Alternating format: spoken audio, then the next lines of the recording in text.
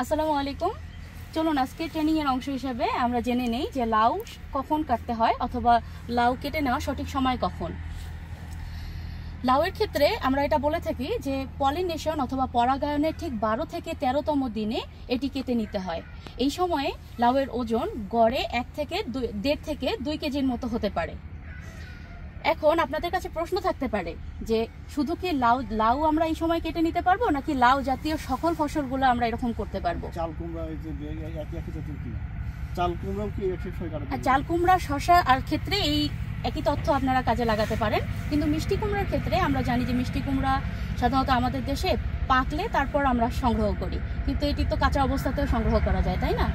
আচ্ছা, আপনারা এখানে দেখতে পাচ্ছেন যে এখানে সদ্য পরাগায়ন হওয়া একটা লাউ দেখা যাচ্ছে, তাই না?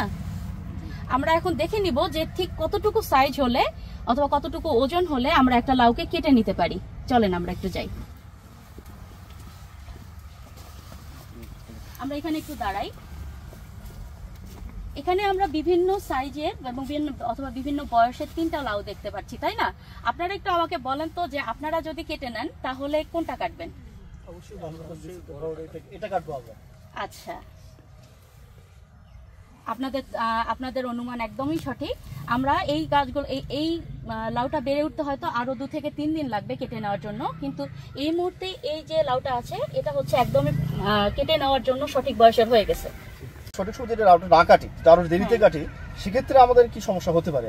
আচ্ছা, ধরে নিলাম আমাদের এই লাউয়ের বয়স হচ্ছে 12 থেকে 13 দিন এবং এর ওজন হচ্ছে 1.5 কেজি। হ্যাঁ, এরপরে যদি আমরা একে যদি রেখে দেই 15 থেকে 16তম দিনে এর ওজন বেড়ে দ্বিগুণ হয়ে যাবে, তার মানে এটি 4 থেকে 5 কেজি হয়ে যাবে। তো আমরা স্বাভাবিকভাবে জানি যখনই একটা লাউ বড় হতে শুরু করবে অথবা ফল বড় হতে শুরু করবে, এর মা গাছটা সরাসরি সকল খাদ্য এর মধ্যে দিয়ে দেওয়ার চেষ্টা করবে, কারণ গাছ বংশ রক্ষা করতে হবে, তার বংশ রক্ষার্থে তার বীজকে খাবার দিতে হবে। তো এতে করে যা হবে, এই যে অন্যান্য ছোট লাউগুলো আছে অথবা যে আসবে স্ত্রী ফুল আসবে অথবা যে পলিনেশন হয়ে যে ছোট লাউগুলো আসবে, এই লাউগুলোর সংখ্যা কমে যাবে, সাইজ শেপ ঠিক থাকবে না এবং পুরো গাছ মিলে মাতৃ গাছ মিলে যত্ন নেওয়া শুরু করবে শুধুমাত্র এই বড় লাউটার।